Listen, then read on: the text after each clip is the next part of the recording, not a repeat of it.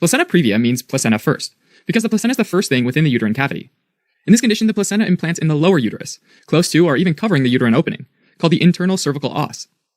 And it can therefore easily bleed, which usually happens after 20 weeks of gestation. Normally, the placenta implants in the upper uterus, and it's unclear why it implants in the lower uterus. One hypothesis is that the placenta implants lower down when the endometrium in the upper uterus is not well vascularized.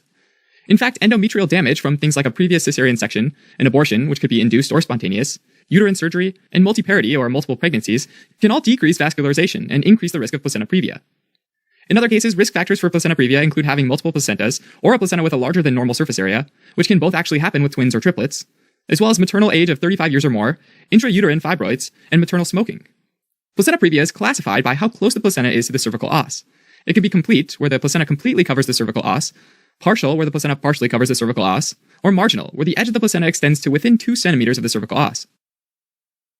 As the pregnancy progresses, the lower uterine segment grows, and if the placenta is in the lower uterus, then this growth can disrupt the placental blood vessels, which can cause bleeding. This is usually a sudden onset of painless bright red bleeding that typically happens after 20 weeks gestation. The amount of bleeding can vary, and it can be intermittent or continuous, sometimes increasing during labor because of uterine contractions and cervical dilation. Complications on the maternal end are related to the amount of blood loss, and fetal complications can include hypoxia and preterm delivery. Placenta previa is also associated with placenta accreta, which is where the placenta invades the myometrium and becomes inseparable from the uterine wall.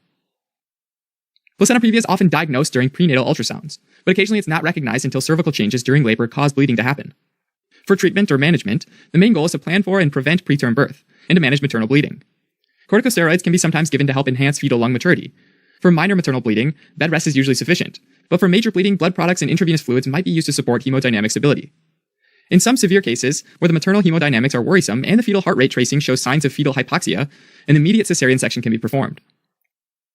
Alright, as a quick recap, placenta previa describes a placenta that's in the lower uterus instead of the upper uterus. The internal cervical os might be covered completely, partially, or marginally, and this can cause bleeding that's painless and bright red, and can increase the likelihood of a preterm delivery and fetal hypoxia. Thanks for watching.